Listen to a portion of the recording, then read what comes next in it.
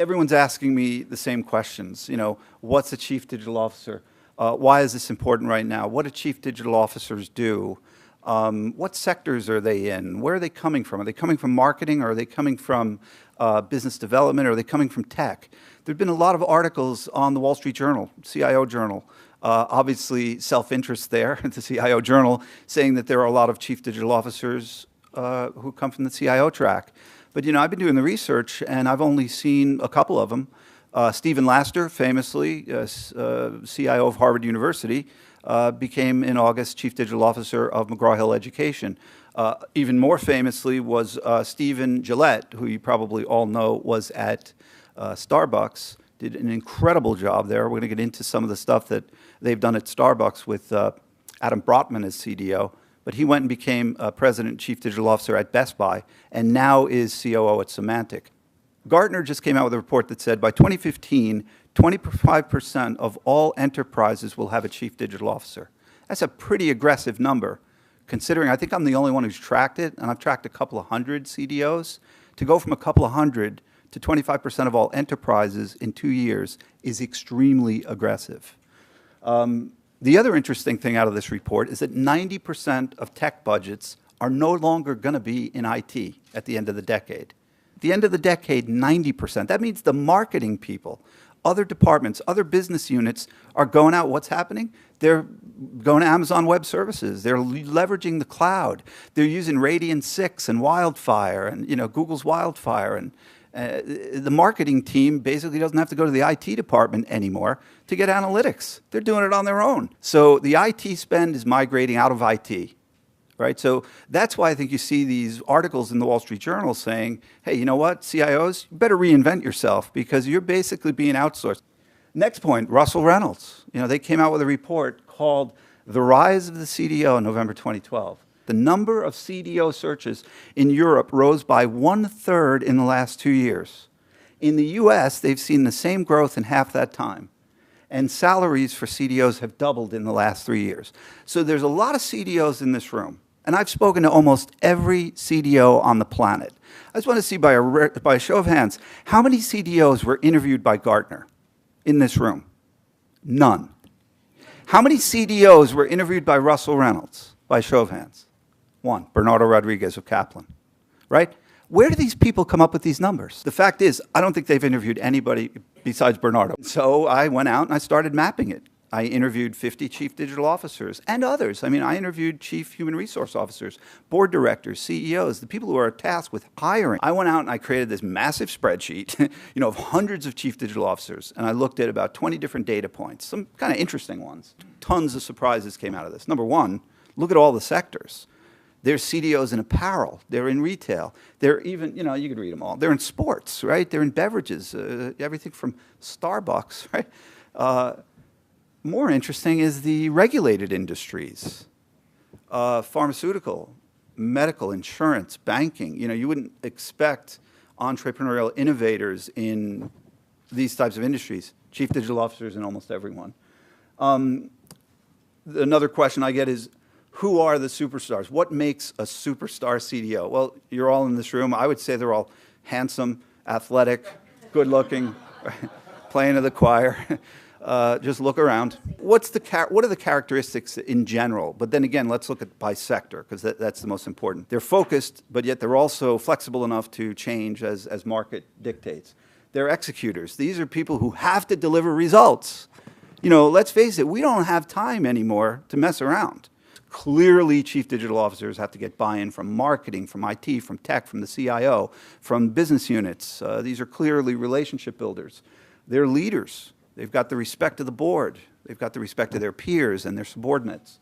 They're also managerial. They can bring in talent. Joe's another good example. Joe Billman basically parachutes into AMI and fills out his entire executive team within a couple of months, right? And now they're hitting the road running. And their digital revenues have increased. We'll talk to Joe about that. They're entrepreneurial, clearly. These are entrepreneurs. So the big question I get is, are they coming from IT? Are they CIOs? Absolutely not. We mapped out this space, went through all the data, and here are the results. 80% of them are men, 20% female. 91% white, so white men. Interesting if you look at it by industry. As I mentioned, advertising by far has more CDOs, 40% in advertising, by far the biggest group. Media and publishing are going neck and neck, so 15-15. And then the other space, which I think is going to be the biggest growth area, look, there's only how many media companies left standing? So there's not much growth there, right? Nonprofit. I believe that this space is going to explode, and here's why. We bundled into nonprofit three things. We bundled in nonprofits, government. Why is that a big space? Well, you know, you've got the Chief Digital Officer of New York City, Rachel Stern, who's doing a hell of a job, right? Do you all know Rachel Stern? You know, Chief Digital Officer here. Not just the city level. You've got a Chief Digital Officer in little towns like Gilbert, Arizona. She's making $89,000 a year, right, in a town. Rachel Stern, we all know, it's public information. She's making $129,000 a year at a city level. In Rhode Island, you just hired a Chief Digital Officer for the state of Rhode Island, Tom Guertin. Tom's making $188,000 a year. So you can see the range. That's why I hate it when I see like Russell Reynolds come out and say, you know, here's what a CDO makes. You know, there's a variance just in that sector alone, city, state, and town. I think every city will have a CDO. Brisbane, Australia, I want to say hi to John and Kieran O'Hay, who's the Chief Digital Officer in Brisbane, Australia. They're coming out with a digital roadmap. They just did a digital audit, and they've got a Chief Digital Officer in Brisbane, Australia. It's happening worldwide. It's not just in the United States. I think that space is going to explode. So these are more mature people. These aren't, look, these are not the social media kids. This isn't your nephew who's got a MySpace page. You know, social media, as a matter of fact, I should say, you know, I actually was going to track all of your Twitter followers. I was going to track your clout scores, but I didn't want to embarrass anyone, quite frankly. You know, but why? Well, Chief Digital Officers are not the guys doing, correct me if I'm wrong, they're not doing Twitter, they're not doing social. That's in marketing. That's a marketing function. That's outreach. That's trying to, right? Am I correct in that? So, you know, these guys are the ones who are reinventing the platform, creating new apps, mobile apps. How long have they been CDOs? An interesting stat. The majority of them, I would say 90%, have been CDOs for between 1 and 5 years. This is a brand new phenomenon, right? There haven't been many there, but now it's really starting to increase. Again, you can see the 3 to 5 year. Advertising is a lot further along. Interestingly enough, it started out in media. You had Jason Hirschhorn, famously his first CDO in 2005. You had George Kliavkoff, I think was NBC Universal in 2008 or 9, right? It was all happening in media, but in advertising it has really taken off. They've been exploding in growth. This is the media sector. So again, you can see 90% of it is in the last 5 years. And the nonprofit. This, again, that's why I say it's starting to ramp up. I really believe that this is going to see some significant growth. Publishing, we talked about. So where are they? Where in the world, you know, is Yeti? The majority of them are in the United States, but Europe is growing. You know, look, it's expected to grow. You know, this is not going to stop. In the United States alone, what's the geographical distribution? Obviously, most of this has happened in the Northeast Corridor. You know, the fact is Silicon Valley, do they have a need for a CDO? Look, what is this? I should take a step back. What is not a CDO? You know, you're never going to find a CDO at a digital native like a Netflix. That's like having a chief, I think Tom Helm said that's like having a chief radio officer at Clear Channel. You know, you don't need a chief digital officer at Google, right? So where is this right now? It's mostly in the Northeast, Wenner, you know, big media companies. But, you know, you see that 16% on the West Coast. I can give you some of the names of the companies out there that are hiring. But I think, again, state and local government, those kinds of things. Now, this is a fascinating stat. This is, again, overall. 26% have MBAs, and, you know, a decent majority have JDs and, you know, PhDs. So these are bright people. Now, this, to me, is the most important stat. What's your career path? Most important stat to our CDOs in the room, right? What's your career path? Where do you go from here? And I think a lot of you have, you know, you've already evolved, but 36% were previously CDOs. Look where they went. 90%, I say 85% were C-suite president, became C-suite president or CEO. So, you know, what the theory was is actually playing out in the marketplace, that this is, you're not taking a step down after this if you're successful. If you're unsuccessful, you know. But then again, it's not your fault. It might not be your fault. It might be, you know, the turning radius. You can blame the turning radius. You can blame the evolution, you know. Plenty of places to place blame.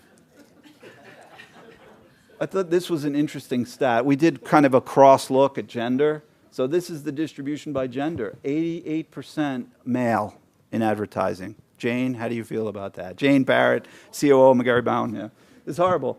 But it seems to be white men in their 40s and 50s. So interesting stats there. I love the nonprofit sector. You know, we got Perry Hewitt here from the university, from Harvard.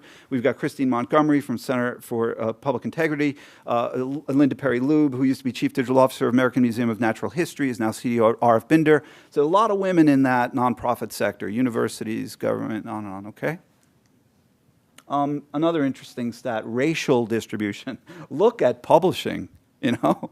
So white guys field, or, you know, what's going on here? 100% white. Again, in the nonprofit sector, you see a lot more diversity. We've got Robert Gordon here, who's Chief Digital Officer for America's Promise. Please meet with Robert when you have a chance. That's Colin Powell has helped start that up. So we've got some diversity happening in the nonprofit sector. So we're going to look at advertising, publishing, media, and nonprofit. Geographical distribution for the advertising sector, a little bit more spread out. A couple more overseas. You got Peony Wu, Chief Digital Officer for Ogilvy in China. You got, I think, Brandon Berger or Nick Nyhan, Chief Digital Officer. Is he in London, I believe? Yeah, so, you know, you got some stuff going on overseas, especially in advertising. Interesting in advertising, I went over this with Jane, you know, not many MBAs. This is a creative field, so it's obvious. There's a lot of BAs, a lot of BFAs, you know, Bachelor of Fine Arts, a lot of MAs. This is a creative industry, so they're not the MBAs, but again, interesting. If you're hiring a CDO and you want somebody in the advertising sector, look in the creative fields. In advertising, again, to me, this is the most important stat. What's the career path? 45% were previously CDOs, and again, like 80% became president, CEO, or jumped into the C-suite, or became a managing director or a partner. Again, this is not, you know, if you do well, you're going up to the board level. A little bit more diversity in media, majority between 30 and 60 years old. Interesting in media geographic distribution. Some of the big media companies right here. Obviously, again, that goes to Comcast, which is in Philly. Now I think they moved to Stamford, Connecticut. NBC News right here at 30 Rock. 27%, a lot outside of the U.S. Media education, some surprises there were the MBAs and the JDs and the advanced degrees in media. In media, again, a lot of these folks jumping up into the president, CEO, to C-suite. Now look at publishing, and again, just for fact, publishing is folks like Wenner, Simon & Schuster, Scholastic, HarperCollins, McGraw-Hill. Good diversity there, you know, 30% female, we like to see that. And a lot of JDs and a lot of MBAs. That was surprising to me. Higher than any other sector, there were a lot of MBAs in that one. And as well, look at the numbers here. I mean, clearly, if you're doing well, you're going to be president, CEO, board, on and up. And now, I think probably the most interesting, again, I believe we're going to see growth here. Good diversity, gender and race. You know, again, the same numbers. They're looking for mature people. They're not looking for kids. 83% in the Northeast. I think that's kind of surprising. I really think that's going to start to expand, not just in the U.S., but abroad. And as I mentioned, you got a guy named Kieran O'Hay, who's Chief Digital Officer for Brisbane. Interestingly enough, he's Irish. They imported him to Australia from Ireland, and they were lucky to get him. He's a great guy. So, Kieran, best of luck to you in Brisbane. So where do we get these people? Where do we find them? What do we got to pay to get these people? You know what they're making in government. That's easy to find. So confidentially, a lot of you have shared your salary with me, and we'll keep that confidential, but clearly in the publishing space, we're seeing salaries, depending on where you are, anywhere between $250,000 to $700,000. The public stuff was Randall Rothenberg. You all probably remember. He went from IAB, jumped into Time, lasted all of 6 months, made $600,000, went back to IB, right? So the numbers get up there. I've seen everything between, you know, again, $200,000 to $500,000. You know, I hope to do this summit, you know, every year. It seems very media and publishing focused. We could have had a whole retail sector. You got Jim Barr, CDO at OfficeMax. You got CDO Adam Brotman, CDO at Starbucks. You know, all of these people should be here. Rachel Stern, Tom Guertin from Rhode Island. All of these people should be here representing the government sector, and we certainly hope that we can do that next time. These are all obvious. There's chief digital officers at almost every one of these companies. Here's the sort of, you know, non-obvious ones, or if you're around long enough, they are obvious, but in universities like Harvard and Columbia and MIT, even Ryan Seacrest has a chief digital officer. That's why he's there. And where are they? Well, you know what? They're at Yelp. They're at Google. The next generation of chief digital officers are entrepreneurial, innovators, P&L driven. They're product managers. They're not technical. They're business people, and this is where you're going to get them. The challenge is, how do you get them out? The other place you can find CDOs are, I started a Chief Digital Officer group on LinkedIn, and I'm really, thanks to everybody for joining. If you haven't joined, you should, if you're a CDO. We got 140 CDOs. It's like more than 60% of every CDO on earth in that group. In instances where the CDO is not reporting to the CEO, where are they reporting? Right, and that's the worst possible scenario. Like the ones that are successful are reporting to the board, they report into the CDO, they get the buy-in from the board. You're setting it up to fail if you're not. That should be a prerequisite for the job if you're parachuting into a company that's hiring a CDO. Where they're not, there's usually failure, and usually the CDO leaves very upset. Correct me if I'm wrong, I don't mean to speak for you all. Is this correct? Yeah, you got to have buy-in from the top, or the company's going to be unhappy and the CDO is going to be unhappy. Thanks, Janet. I should say also, if I'm parachuting into a company and I'm going to be a CDO there, I want to know, what's the budget, what's my head count, do I have P&L responsibility, are we doing this system-wide? Let's look at an example from Square. Everybody know the Square deal? A lot of you do, right? But so Square, for everybody who doesn't know, Starbucks does this great deal with Square, Jack Dorsey's company, and everybody, I think the press portrays this as two entrepreneurs sitting down, over a coffee or a latte, shake hands, we got this great deal, right? So the deal is, Square, you get to be able to use Square on your phone to make purchases at every Starbucks or select Starbucks locations. It's part of the Series D funding round. I think it was a $25 million round. So the CEO of Starbucks gets a seat on the board of Square. And that's the way the press portrays it. The background to this story is fascinating, because this is what I mean about the CDO working hand in hand with infrastructure. What happened was, truly, Stephen Gillette was CIO at Starbucks before he became CDO. Sorry, he was CIO at Starbucks before he became CDO at Best Buy. What Gillette did was brilliant. He reinvented the entire architecture for point of sale. They had this outdated, cash register system, literally ka-ching, ka-ching, enter. And he revamped the entire back end, right? So now you can do a deal with Square. Are your companies set up to do those kinds of deals? That's what a CDO, and I don't mean to get too excited about this, but that's what a CDO should be doing. System-wide changes, platform changes, so you can plug in a mobile app, you can plug in these kinds of deals. Without that kind of vision, without the buy-in of the CIO who's in charge of the back end and point of sale and retail point of purchase, you're not going to be able to do a deal like that. So to me, those are the kinds of things I like, those are the kinds of things that are really exciting. And if you're, reporting into a business unit, that's a problem with, so let's take a look at what's happening right now and what should happen. What's happened up to now is you've got all these ad hoc, fragmented, just like IT spending is happening in marketing, right? So they're doing all these little things, but that doesn't scale. As we did this at Reuters, right? We did these little things, but at some point you got to scale this up to the whole organization and be able to plug things onto that platform. That's exciting. So it wasn't Jack Dorsey and Adam Brotman sitting down and doing a handshake. This took years, it took vision, it took dedication, it took financing, and it took the board, approval to do it. And that to me is the exciting space. But correct me if I'm wrong. I may be way off. I don't want to speak for you all. Sorry to get so excited about that one. Yep. Perry. You spoke to involved in strategic planning at that level, to the extent it touches things like HR. Who are the people you hire to operationalize and scale the strategic initiatives the CDOs get involved in? Right. That's a great question. I think it's happening right here in New York City, right? The question is, are they doing this system-wide? And that's why I stay away from, when I don't make any assumptions on the chief digital officer is tasked with four things. One, increasing revenues. Two, decreasing costs. Three, improving customer service. Four, whatever that might be. Because in a university setting, you don't care about increasing, like there's some thought to increasing curriculum, online learning, and those kinds of things. So when I think of Rachel Stern here in New York City, I think exactly what you're talking about, right?